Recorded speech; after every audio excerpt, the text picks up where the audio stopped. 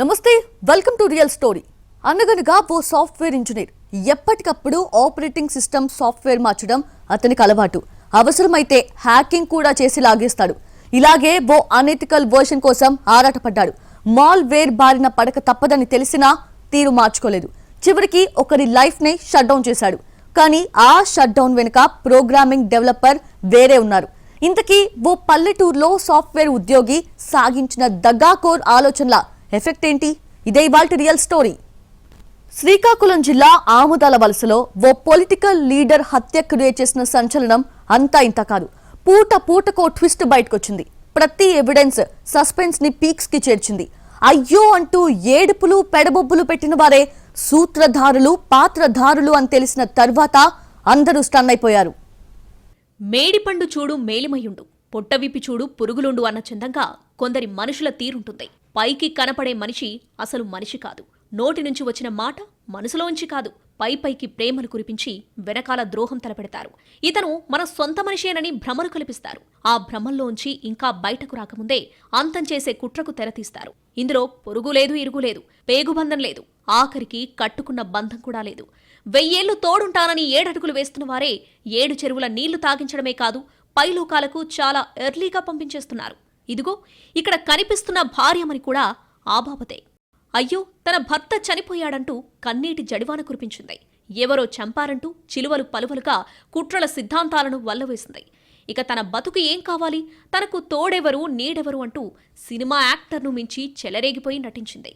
కానీ భర్త చావుకు కర్త, కర్మ, క్రియ, కథ, స్క్రీన్ ప్లే, డైరెక్షన్ అన్నీ కూడా ఈ ఓవర్ యాక్షన్ లేడీయేనని తెలిసి చుట్టుపక్కల జనం షాక్ అయ్యారు. తిరస్కరించడానికి వీల్లేని రీతిలో ఈ ఆస్కార్ నటి నటనలో పరకాయ ప్రవేశమే కాదు, ఏకంగా జీవించేసింది.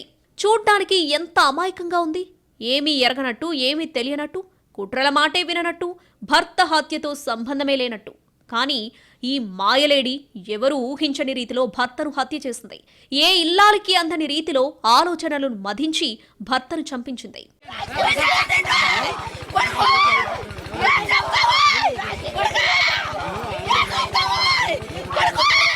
కొన్ని రోజుల క్రితం శ్రీకాకుళం జిల్లా ఆముదాల వలస పొలిటికల్ లీడర్ చంద్రయ్య హత్య సంచలనం సృష్టించింది. ఇంటి నుంచి బయటకు వెళ్లిన చంద్రయ్యను అత్యంత దారుణంగా హత్య చేశారు. ఇది రాజకీయ హత్యేనని ప్రచారం బలంగా జరిగింది. రాజకీయ ప్రత్యర్థులే మాటు వేసి చంపుంటారని అందరూ భావించారు. పోలీసులు కూడా ఆ కోణంలోనే దర్యాప్తు సాగించారు. అందరూ అనుకున్నట్టు ఇది రాజకీయ హత్య కానే కాదని పోలీసుల దర్యాప్తులో తేలింది. గురుగుబిల్లి చంద్రయ్య శ్రీకాకుళం జిల్లా ఆముదాల వలస మండలంలోని బొబ్బిలిపేట గ్రామానికి చెందిన లోకల్ పొలిటికల్ లీడర్. జనవరి 25న రాత్రి బొబ్బిలిపేట శివార్లో గురుగుబిల్లి చంద్రయ్య దారుణ హత్యకు గురయ్యాడు. దీంతో ఒక్కసారిగా కలకలం రేగింది. ఎవరు చంపారు, ఎందుకు చంపారంటూ పెద్ద ఎత్తున కలకలం రేగింది. తన భర్తను చంపిన వారిని కనిపెట్టి కఠినంగా శిక్షించాలని పోలీసులకు కంప్లైంట్ ఇచ్చింది మృతుడి భార్య ఈశ్వరమ్మ. దీంతో రంగంలోకి దిగిన పోలీసులు అనేక కోణాల్లో విచారించారు. ఘటనా స్థలంలో అన్ని ఆధారాలను పరిశీలించారు. చంపింది ఎవరో తేల్చారు. కానీ చంపింది ఎవరో తెలిసి పోలీసులే షాక్ అయ్యారు. ఎందుకంటే తన భర్తను చంపింది ఎవరో తేల్చాలంటూ ఎవరైతే ఫిర్యాదిచ్చారో వారే ప్రథమ ముద్దాయి. తన భర్తను హత్య చేసిన వారిని పట్టుకోవాలంటూ కంప్లైంట్ ఇచ్చిన భార్యమనే సూత్రధారి. దీంతో చంద్రయ్య హత్య కేసు మరో మలుపు తిరిగినట్టయింది. కట్టుకున్న భార్య ఎందుకు కడతీర్చింది, ఎవరితో హత్య చేయించింది అనే చర్చతో పాటు అసలు ఎవరు చంపారు, ఎలా చంపారనే అంశం ఊరూరంతా మాట్లాడుకుంది. నిందితులతో సీన్ రీకన్స్ట్రక్షన్ చేసిన పోలీసులు పూసగుచ్చినట్టు అంతా వివరించారు.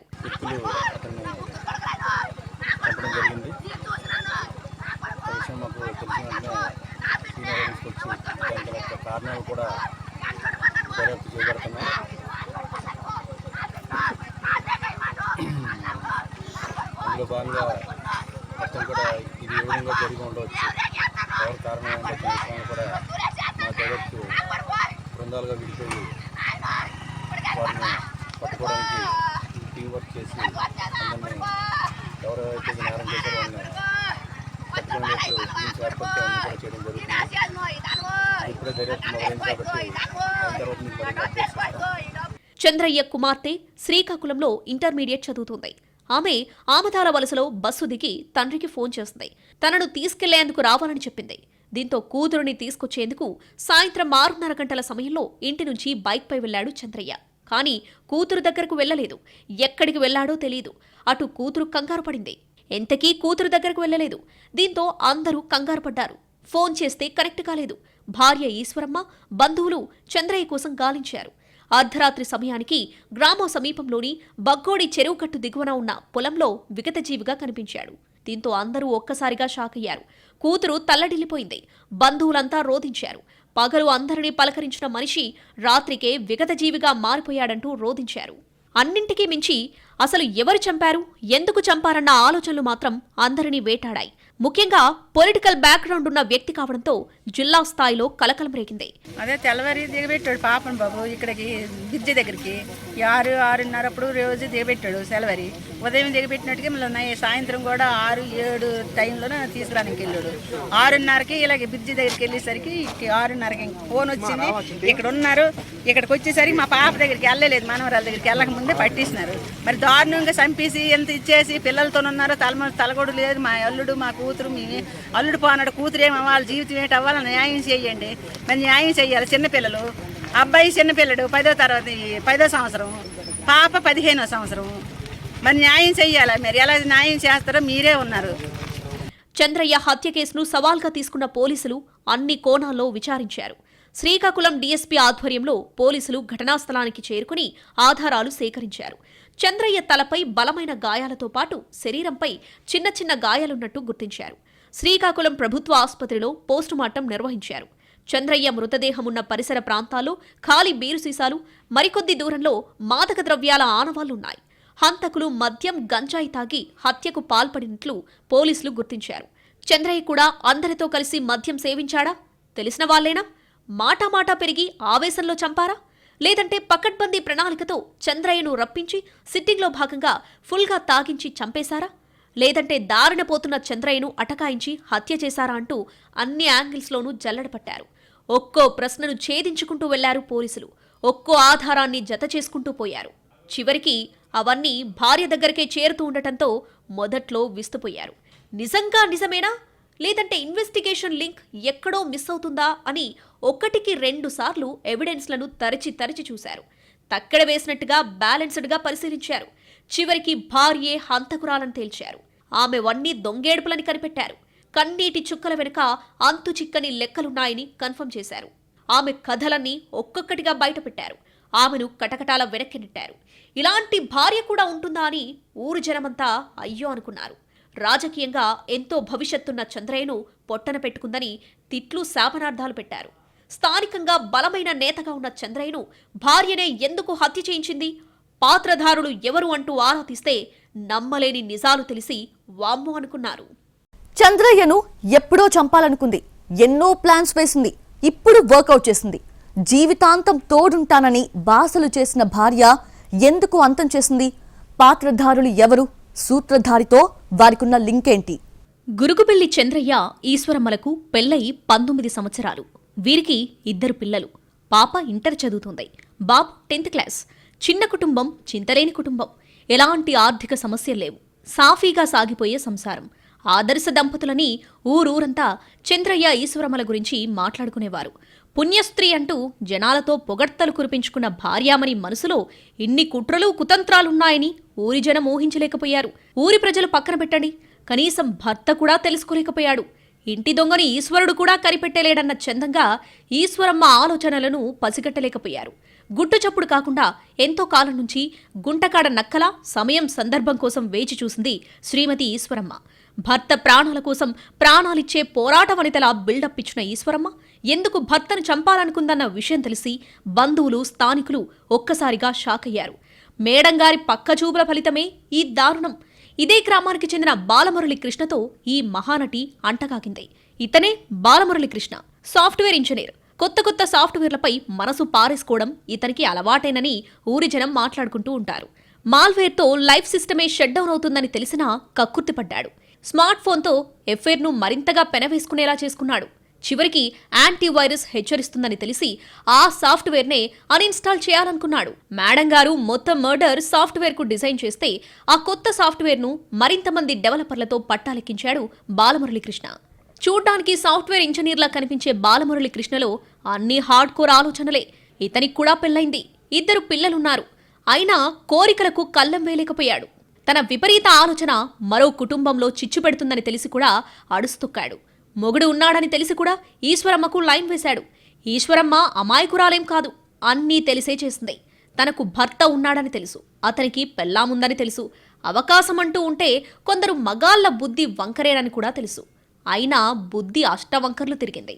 ఏది దాగినా ఇలాంటి పక్కచూపుల వ్యవహారాలు దాగవు. ఈశ్వరమ్మ రోజూ ముస్తాబయ్యే తీరు, సమయం సందర్భం లేకపోయినా అలంకరించుకోవడం, పదే పదే రహస్యంగా ఫోన్లు మాట్లాడటం, తనతో అదే పనిగా అబద్ధాలు చెప్పడం వంటి విషయాలతో ఈశ్వరమ్మపై అనుమానం వచ్చింది చంద్రయ్యకు. అయినా తొందరపడి ఒక అభిప్రాయానికి రాకూడదని వేచి చూశాడు.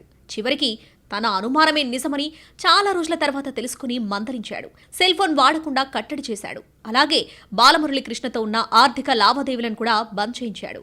దీంతో భార్యకు, ఆమె ప్రియుడికి చంద్రయ్యపై ఆక్రోశం పెరిగిపోయింది. ఇద్దరి ఆటలు సాగవని భావించారు. దీనికి పరిష్కారం అడ్డుగోడలా మారిన చంద్రయ్యను చంపేయడమేనన్న దారుణమైన నిర్ణయానికొచ్చారు. తన నుంచి ఫోన్ లాక్కున్నా తన ప్రియుడు కొనిచ్చిన ఫోన్తో రహస్యంగా మంతనాలు నడిపేది ఈశ్వరమ్మ. చంద్రయ్యను హత్య చేసేందుకు రకరకాల ప్లాన్స్ వేసింది. చంద్రయ్య హత్యకు ఏడాది క్రితం ఒకసారి ప్రయత్నించి విఫలమయ్యారు. చంద్రయ్యను కారుతో ఢీకొట్టి చంపేందుకు ప్లాన్ చేసినట్లు తెలిసింది. అది ఫెయిల్ కావడంతో మరో ప్లాన్ రెడీ చేశారు. ఇది పక్కాగా అమలు చేయాలని భావించారు. బాలమురళి కృష్ణ ఇతరుల సాయం కూడా తీసుకున్నాడు. తనకు వరుసకు తమ్ముడైన అక్కులపేటకు చెందిన వంశీతో చంద్రయ్య హత్యకు ప్రణాళిక రచించాడు. వంశీ ఉప్పినివలస గ్రామానికి చెందిన కొందరు యువకులతో 2 లక్షలకు ఒప్పందం కుదుర్చుకున్నాడు. అందరూ కలిసి చంద్రయ్యను చంపడానికి మాటు వేశారు. దాదాపు 20 రోజులు రెక్కి నిర్వహించారు. చంద్రయ్య ఎప్పుడెక్కడికెళ్తాడు, ఏం చేస్తుంటాడన్న విషయాలన్నీ స్కెడ్యూల్ చేసుకున్నారు.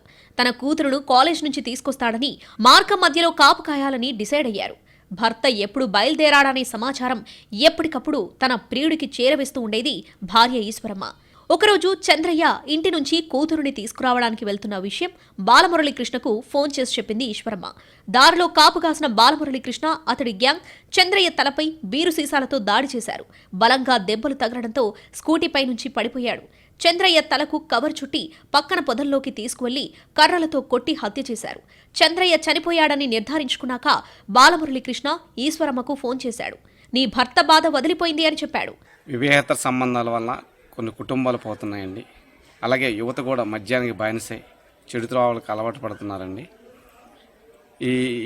ఈరోజు ఆ హత్య వలన ఆ పిల్లలు అనాథలు అయిపోతున్నారు. చదువుకోవడానికి కూడా ఎక్కడికి వెళ్ళాలో తెలియదు. సమాజంలో మా తల్లిదండ్రులు అలా చేస్తున్న తలెత్తుకున్న పరిస్థితి కూడా నెలకొంది. భర్తను చంపేశారని తెలిసిన భార్యామణి తనలో నిద్రపోయిన నటీమణిని నిద్రలేపింది. అయ్యో దేవుడా అంటూ గుండెలు బాదుకుంది. తమ కుటుంబం గతేం కాను అంటూ పెడబొబ్బులు పెట్టింది. కేసు పెట్టకపోతే ఆటోమేటిక్గా తనను అనుమానిస్తారని సందేహించి మొక్కుబడిగా కేసు పెట్టింది. శత్రువులు ఎవరైనా ఉన్నారా, గొడవలున్నాయా అని పోలీసులు ప్రశ్నలు అడిగితే అబ్బేం తన భర్తకు అలాంటి ప్రత్యర్థులు ఎవరూ లేరని కాకమ్మ కబుర్లు కథలు కథలుగా చెప్పింది. వలవలా ఏడుస్తా ఎవరూ అనుమానించారని ఊహల్లో తేలిపోయిన ఈశ్వరమ్మకు చావు కబురు చల్లగా చెప్పారు పోలీసులు. పిల్ల ఫోన్ చేసినప్పుడు కూడా ఫోన్ రింగ్ అయ్యింది. అయిన తర్వాత మరి అక్కడి నుండి స్విచ్ ఆఫ్ అని చెప్పిందట. మరి పిల్లలు చదువుకుని పిల్లలు తెలిసిన మాకు చదువుల చదువులు అన్నాయి. అయితే కానీ ఇది ఏదైనా పార్టీ పరంగా జరిగింది. ఇది జరగబోయే విషయం ఇదే జరిగింది. మరి నాయకులు ఉన్నారా, నాయకులు లేరా, నాయకులు ఇది సమర్థిస్తారా లేదా, అది చెప్పండి, చెయ్యండి. అది డెడ్ బాడీ దొరికిన ప్రదేశాన్ని పరిశీలించిన పోలీసులు ఇరుగు పొరుగున వాకబు చేశారు. చంద్రయ్యకు గాని అతని భార్యకు గాని ఇల్లీగల్ ఎఫైర్స్ ఉన్నాయా అని ఆరా తీశారు. దీంతో ఒక్కొక్కరు ఒక్కో ఇన్ఫర్మేషన్ ఇచ్చారు. ప్రియుడి తాలూకా విషయాలన్నీ పూసగుచ్చినట్టు వివరించారు. దీంతో నేరుగా ప్రియుణ్ణి అదుపులోకి తీసుకున్న పోలీసులు తమదైన శైలిలో ఇంటరాగేషన్ చేశారు. దీంతో మొత్తం వెళ్లకక్కాడు. సూత్రధారులు, పాత్రధారులు ఎవరో చెప్పాడు. అతను చెప్పిన వివరాల ప్రకారం 10 మంది నిందితులను అరెస్ట్ చేశారు. ఈశ్వరమ్మ, చింతాడ బాలమురళి కృష్ణలతో పాటు ఉప్పినవలసకు చెందిన గొల్లపల్లి వంశీ, సవలాపురం గణేష్, సవలాపురం ప్రవీణ్, బొమ్మాలి శ్రీవర్ధన్, బొమ్మాలి ఉమామహేష్, ఈసర్లపేటకు చెందిన యర్లంకి కృష్ణ, శ్రీనివాసాచార్యులపేటకు చెందిన గురుగుబెల్లి అరవింద్లతో పాటు మరో మైనర్కు కూడా హత్యలో ప్రమేయం ఉన్నట్లు గుర్తించారు. వీరందరినీ అరెస్ట్ చేసి రిమాండ్కు తరలించారు. హత్యకు ఉపయోగించిన కారు, 2 బైకులను పోలీసులు స్వాధీనం చేసుకున్నారు. ఈరోజు యాక్చువల్గా రాత్రి ఈ గ్రామంలో అంటే నిన్న సాయంత్రం జరిగిందని చెప్పేసి నేను తెలుసుకుంది. మా పార్టీకి సంబంధించినటువంటి గతంలో 2021లో సర్పంచ్గా పోటీ చేసిన చంద్రయ్య అనే వ్యక్తిని నిన్న సాయంత్రం అనేది హత్య చేయడం అనేది జరిగింది. దీనిలో ఉండే కోణం అనేది రాజకీయ కోణమా లేకపోతే ఇంకేదైనా వేరే కారణాలు ఉన్నాయో అనేది పోలీసుల దర్యాప్తులో తేలుతుంది. భార్యని ఎంతగానో ప్రేమించిన చంద్రయ్య చివరికి భార్య చేతిలోనే చనిపోయాడు. రెక్కలు ముక్కలు చేసుకుని కష్టపడుతూ కుటుంబాన్ని పోషిస్తూ మరోవైపు రాజకీయంగా ఎదిగే ప్రయత్నం చేస్తూ ఎన్నో ఆశలు ఆశయాలతో ఉన్న చంద్రయ్య ఇంటామె కుట్రలకు బలయ్యాడు. భార్య ఈశ్వరమ్మ, ప్రియుడు బాలమురళీకృష్ణ కూడా ఎఫ్ఐఆర్తో సాధించింది కూడా ఏమీ లేదు. పిల్లలను అనాథలను చేసి 4 గోడల మధ్య బందీ కావడం తప్ప. పెళ్లినాటి ప్రమాణాలకు విలువేది? 7 అడుగులు ప్రయాణానికి అండేది. కొందరు భార్యామణుల కిరాతక ఆలోచనలకు అంతేది? శ్రీకాకుళం జిల్లా చంద్రయ్య దారుణ హత్య చెబుతున్నదేంటి? నిజామాబాద్, పలమనేరులో ఇలాంటి చంద్రయ్యలు ఇంకెందరు? శ్రీకాకుళం జిల్లాలో భార్య ఈశ్వరమ్మ భర్త చంద్రయ్యను అత్యంత దారుణంగా హత్య చేస్తే ఇలాంటి ఘటనే కామారెడ్డి జిల్లాలోనూ జరిగింది. నసరుల్లాబాద్ మండలం నెమలి గ్రామంలో దారుణం జరిగింది. వివాహేతర సంబంధానికి అడ్డుస్తున్నాడనే నెపంతో భర్త టేకుల మైసయ్యను అతని భార్య టేకుల రాధాబాయ్ ప్రియుడు నాగరాజుతో కలిసి హత్య చేసింది. 2024 డిసెంబర్ 15న ఇంటి నుంచి వెళ్లిన టేకుల మైసయ్య తిరిగి రాలేదు. దాంతో మైసయ్య కుటుంబ సభ్యులు భార్య రాధాబాయితో పాటు బాన్సువాడలో ఉన్నాడని భావించారు. అక్కడ కూడా లేకపోవడంతో ఈ నెల 21న నసరుల్లాబాద్ పోలీస్ స్టేషన్లో ఫిర్యాదు చేయగా పోలీసులు మిస్సింగ్ కేసు నమోదు చేశారు. దర్యాప్తులో పోలీసులకు రాధాబాయిపై అనుమానం కలిగింది. ఆమెను అదుపులోకి తీసుకుని తమదైన శైలిలో దర్యాప్తు చేయగా భార్య రాధాబాయి తన ప్రియుడు నాగరాజుతో కలిసి మైసయ్యను చంపినట్లు ఒప్పుకుంది. మైసయ్యకు మద్యం తాగించి కాళ్ళు చేతులు కట్టేసి హత్య చేసి మృతదేహాన్ని దుర్కి గ్రామంలోని సోమలింగేశ్వర ఆలయం వెనక భాగంలోని కోనేరులో మూటకట్టి పడేసినట్లు తెలిపింది. దాంతో రాధాబాయి ఆమె ప్రియుడు నాగరాజులను పోలీసులు అరెస్ట్ చేశారు. చిత్తూరు జిల్లా పలమనేరు పట్టణంలో దళిత నేత శివకుమార్ హత్య సంచలనం రేపింది. రకరకాల అనుమానాల మధ్య కేసును దర్యాప్తు చేసిన పోలీసులు ఈ కేసులో మొదటి ముద్దాయి అతడి భార్యేనని తేల్చారు. తమ వివాహేతర సంబంధానికి అడ్డుగా ఉన్నాడని భార్య, ఆమె ప్రియుడు షామీర్ పథకం ప్రకారం శివకుమార్ను హత్య చేసినట్టు తేల్చారు. పలమనేరు మండలంలోని ముసలి మొడుగుకు చెందిన శివకుమార్ భార్య ఉషారాణి కొంతకాలం నుంచి పలమనేరులోని షామీర్ బిర్యానీ హోటల్లో పనిచేస్తుంది. ఈ క్రమంలో ఆమెకు షామీర్ మధ్య వివాహేతర సంబంధం ఏర్పడింది. విషయం తెలుసుకున్న భర్త శివకుమార్ పలుమార్లు భార్యను ప్రశ్నించాడు. ఆమె కొన్నాళ్లు ప్రియుడితో కలిసి బెంగళూరు వెళ్లిపోయింది. దీంతో శివకుమార్ తన భార్య కనిపించడం లేదని వేలూరులో పోలీసులకు ఫిర్యాదు చేశాడు. ఇకపై తాను భర్తతోనే కాపురం చేస్తానని ఉషారాణి అందరినీ నమ్మించింది. షామీర్ కూడా తాను ఉషారాణి విషయంలో జోక్యం చేసుకోనని చెప్పాడు. స్నేహితులుగా ఉంటామని శివకుమార్ను నమ్మించి పలమనేరు సమీపంలోని హెచ్పీ పెట్రోల్ బంక్ పక్కనున్న వెంచర్లోకి తీసుకెళ్లాడు. అక్కడ మద్యం తాగించి ఛాతిపై బండరాయితో కొట్టి హత్య చేశారు. వీళ్ళసలు మనుషులేనా? ఎంతటి దారుణం! ఎలా వస్తాయో ఇలాంటి ఐడియాలు వీరికి! శ్రీకాకుళం జిల్లాలో ఈశ్వరమ్మ తన రాజకార్యాలను ఎవరూ చూడరన్న భ్రమల్లో చీకటి పనులు వెలగబెట్టింంది. చివరికి భర్తకు తెలిసేసరికి ఆయననే లేకుండా చేసింది. హిందూపురం పలమనేరులోనూ భార్యామణులు బరితెగించారు. ఈ మంత్ 13/1/2025 తారీఖున ఈ పెట్రోల్ బంక్ వెనకాల ఉన్న ప్లేస్ లో శివకుమార్ అనే వ్యక్తి, ఒక దళిత వర్గానికి చెందిన వ్యక్తి మర్డర్ కాబడినాడు. ఆ విషయంపైన కేసు దర్యాప్తు చేసినాము. తను ఆ అమ్మాయితో అక్రమ కొనసాగింది లేను శివకుమార్ ఉండే అనే ఉద్దేశంతో శివకుమార్ని పిలిపించి శివకుమార్ని బాగా తాపించి మధ్యలో అతని పైన బండరాయితో వేసి చంపి వేయడం జరిగింది. ఈరోజు అతను కన్ఫెస్ చేయడం జరిగింది.